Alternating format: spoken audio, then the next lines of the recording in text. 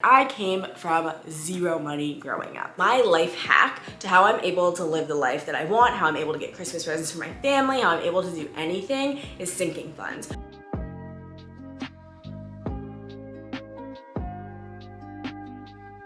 Hello my beautiful friends and welcome back to my channel. My name is Alexis Barber. By the time you're watching this, I'm probably 23 and I live in Brooklyn. I work full-time in big tech and I came from zero money growing up. I want to talk to you today about how to manage your finances, whether it's your first time getting a paycheck or you're just putting being in a better financial place on your 2022 resolutions list. So I'm going to give you some practical tips for actually being able to live your life while making your money work for you. So let's get into it. I'm going to structure this video by telling you one, the financial principles that I think that you should live on, and two, how I like to automate my finances to make it easy for me to enjoy my life without worrying too much about money, and three, how you can rehab your credit if you are actually coming from a low credit score and want to start getting better at that. So the financial North Stars that I think are really important to focus on are one, the way that you should go about managing your money as you start to grow your income, and two, how you should budget your finances after you get that take-home pay. So let's start with the North Star so we know what we're working towards. My North Star of finances, it's very popular. I don't even know who created it, but I sort of get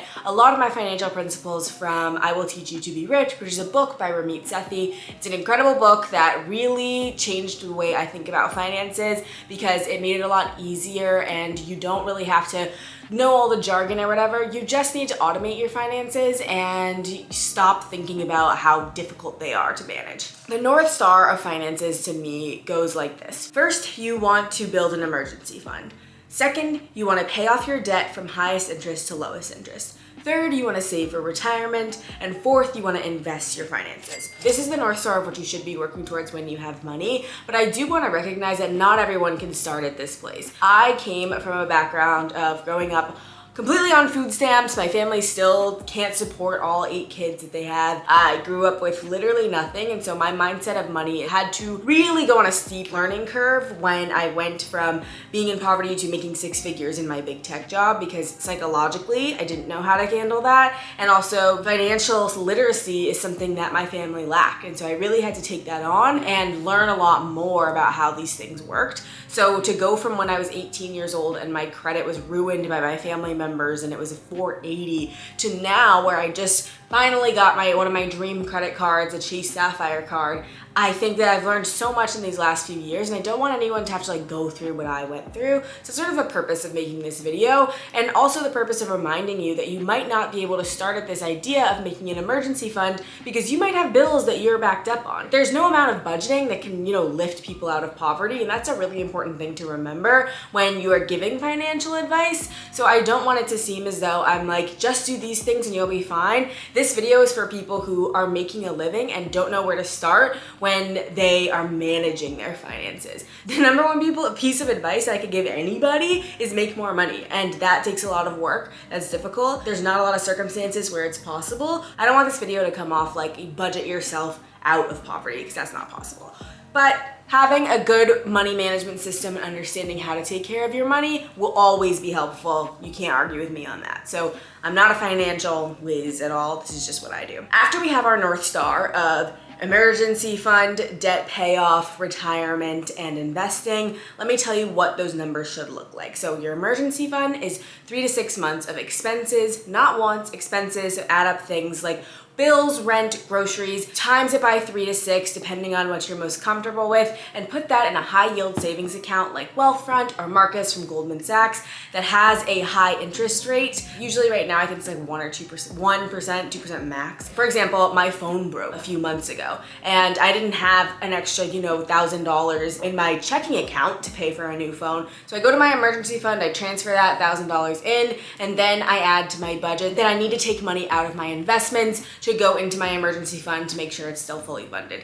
That's why you have an emergency fund for things that are come up out of nowhere, you lose your job so that you'll still be okay. Next, you're going to want to pay down your debt from highest to lowest interest. So if you have credit cards that have a high interest rate, that 20 or 30%, and you're carrying a balance, your next goal is going to be to pay those off. So I think you get your emergency fund to 3 months, then you go to your debt and pay those things as fast as you can so that you can get your credit score back up. With student loans, we were just in a year where student loans were on pause basically. So I think that during that time it wasn't necessary that you paid them, but now I think it's important to add that into your budget and look at your loans from highest to lowest interest and pay those off faster rather than slower. The third is investing into your retirement. So there's a lot of retirement funds out there that you can get amazing tax benefits from Roth IRAs to 401ks, and if you work at a corporation, you likely have a 401k match, and I think it's very important to contribute up to whatever that maximum is at your company.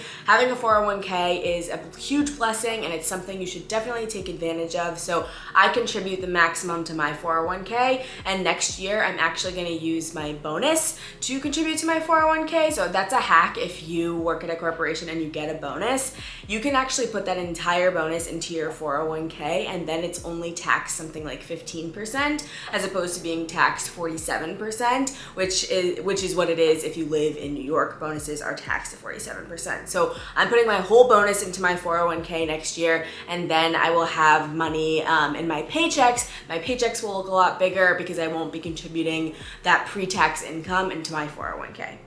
After that, you can also do a Roth IRA where you can contribute up to $6,000 a year, and that's about $500 a month. If you have the means, definitely do this because it's a great tax advantage.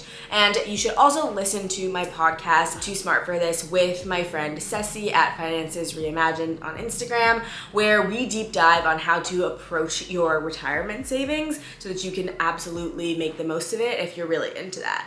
Personally, I don't really care too much about that type of thing with retirement savings. For me, I was more interested in building my emergency fund as well as in investing because I have MS and I might not live to be 75 and have all that money. So I did the 401k, but the Roth IRA, backdoor Roth, all those IRA things, they just weren't sort of up my alley, just to be completely honest with you. So next, let's get into investing. Once you have an emergency fund, it is actually dumb. You actually lose money if you keep all of your money in savings. You need to have a little bit of cash on hand in case something crazy happens, like your car breaks down, something breaks in your house, whatever. Otherwise, due to inflation, you're leaving your money sitting there, not making any money for you. You're losing money by leaving it in the savings account. So you need to take advantage of investing in the right things to grow your wealth, okay? This is how wealthy people make money, they invest. So you're gonna go ahead and figure out what investing is right for you. You could make it super easy for you.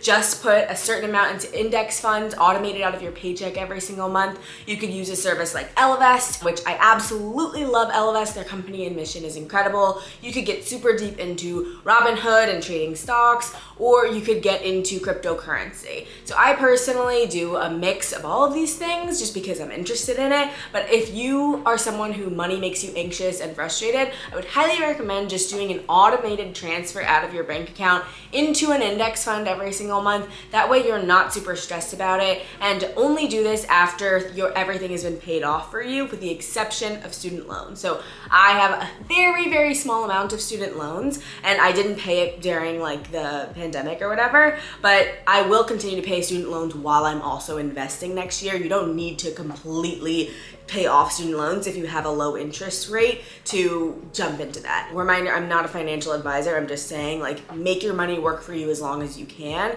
And if having student loans isn't affecting your credit at all, then you don't need to like jump into attacking it while forfeiting the concept of, investing in your future. You can do that, figure out what works for you in investing. Let me know if you want a separate video about investing. And now it comes down to managing your money on a day-to-day basis. So you get a paycheck every single month. Here's what it should look like. One, you should be having that pre-tax income going into your HSA, into your 401k. So then your take-home income is going to go into one bank account, right? So I have one bank account for bills. This bank account does not have a debit card. It is just for my bills. And this is what's connected to my Spectrum. This is what's connected to my rent payments and all that type of thing. So that's where my money goes into. I have a second checking account that is my spending account. So I put money here that does have a debit card, that this is my spending for the month. So I do one automated transfer per month of X amount of dollars. In the past, it was something like $600. When I first started working, it was like $600. That was gonna be my food for the month. That was gonna be my going out for the month. That was all gonna go into this bank account.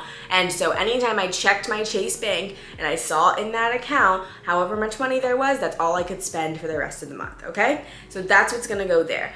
Then I had a third bank account, which is for sinking funds. Sinking funds is my life hack to how I'm able to live the life that I want, how I'm able to get Christmas presents for my family, how I'm able to do anything is sinking funds. So I write out the things that I'm planning to do for the rest of the year, such as go to visit my boyfriend's family in another country, buy all my siblings Christmas gifts, and that comes out to a certain number. Maybe it's $2,000. So for my paycheck, for every single time I get a paycheck, a certain amount of money goes into that sinking funds bank account, which does have a debit card, and that's how I pay for my plane ticket. That's how I pay for my Christmas presents, because I put it all away in one area. I know I'm gonna spend it within the year, so it's gonna go there, and I know I'm gonna have it for when I need it, as opposed to my $600 a month now having to cover Christmas presents and a flight when we get to December. So that's the way that you should definitely take advantage of sinking funds. So the best way to think about your expenses and what you are gonna spend versus splurge on is what you actually care about. So for example, general rule of thumb is that your rent should never be more than 1/3 of what you make with your take home. And I think that's really important. Do not sign a lease for somewhere that you can't afford, because the stress of rent is always going to live with you. That's a really, really important caveat to say there. So make sure that generally when you are adding expenses into your life that you can actually afford all of them and they're not gonna be super stressful, because I know it's easy these days to do Affirm or Afterpay or Klarna for everything. If you're not buying something that is genuinely gonna help you and make you happy every single day and improve your life, you have to come up with that set of values for when you spend money and when you don't spend money, because otherwise it's really going to be difficult to make those decisions. So then it comes down to spending. When you have that spending bank account, how are you going to decide what you should spend your money on versus what you shouldn't spend your money on? And this is where you need to build up a set of values. So I personally did this with food as it comes to actually paying for food. So I would order out a lot during the week because I'd get exhausted by 5 p.m., not feel like cooking, and I just Chipotle, so easy. But those little $20, $15 charges add up. So I started to develop a system of when I get to order food and when I don't. So one, I limit myself to a certain amount of ordering per week, and that is something that you just stick to. It's like working out. I need to work out 3 times this week. It doesn't matter if it's on Monday, Tuesday, Wednesday, or Thursday, Friday, Saturday. I need to work out 3 times. So if I order 3 times this week, I need to do it on these days because of X event happening. Then I built into this, am I so insanely exhausted right now that I actually physically cannot get out of my bed and make the 10-minute Trader Joe's meal that's in my fridge? 1. 2, am I absolutely, do I have nothing that I could possibly eat here?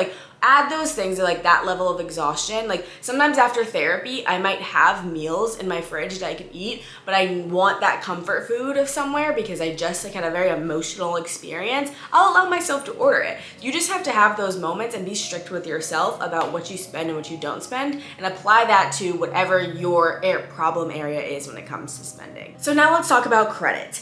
Credit is so tough. Credit cards are such an insanely difficult, stupid, classist, elitist, horrible world, and they fucking ruined my life in many instances. So growing up, I had a family member use all of my information and ruin my credit for me. So when I turned 18, I randomly found out my credit score was 480. So I had to really rehab that, and I started by figuring out the source of the issues, calling credit bureaus, disputing it. In some cases, I just ended up paying it off myself because there was no way to dispute it without going to court. And then I had to get a starter card. So what you do with a starter card is that you pay a company $200, and then they give you a credit card, and then they basically treat it like you have a $200 credit limit. So then you just show that you know how to spend money on your credit card. So you pay it off every month, you spend a certain amount below the limit, you do all that, and then after a few months or a year, they'll give you a real card, and then you can start to continue to build your credit in other areas. I highly recommend downloading Credit Karma and keeping track of your credit and understanding it 100%. That's gonna be really helpful for you. And so the point of getting credit cards and the reason that you need credit cards in order to build your credit is that you have so many opportunities to build points with credit cards to get things like free travel and other opportunities that only come through credit cards, that a lot of times these perks are really worth it. And that's another way that rich people are able to do so much of what they do, is because they know how to hack credit cards. I know that's really difficult. I mentally can't play those gymnastics with a credit card. It's too much work for me. My boyfriend likes to do it, but like, I'm not that type of person.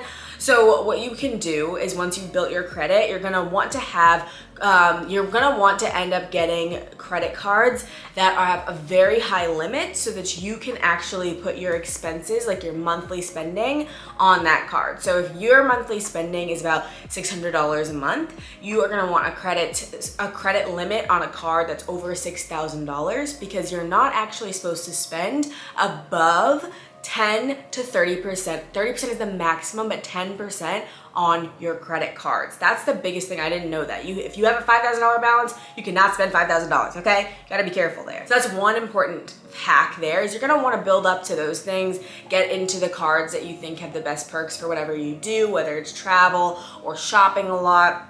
Important to go after. Then with credit cards, one hack with that is that you want to get points when you're spending. So I have an Amazon Prime card, for example. So even if it's more than my credit limit, more than 10% of my credit limit, I always buy things on Amazon Prime with that card because I get the points. Now, what I do instead of letting that balance carry is I pay it off immediately from my spending account. That way it doesn't get reported to the credit bureaus that I'm using more than my credit limit, okay? So that's what's really important. Do that all the time and make sure you know what days your statement balance is reported to the credit bureaus so that you can pay everything off the day before so that it doesn't seem like you have a balance. I really hope this was helpful. It feels like I went all over the place, but managing finances is a big part of self-care and self-love, so that's why I really like to talk about it, because you really cannot have everything you want if you don't know how to take care of what you have. So I really hope this video helped you. If you have any specific questions about finances, be sure to DM me and check out my podcast with Finances Reimagined, and check out the Money Please podcast from Betches if you are interested in any of this and want to dive deeper. I'm really proud of you for taking this step into working on your finances, because I know it's really daunting and scary and psychologically draining. So really proud of you. Don't forget to follow on TikTok, Instagram, everything. Have a fabulous day, and don't forget, you're too smart to not love yourself.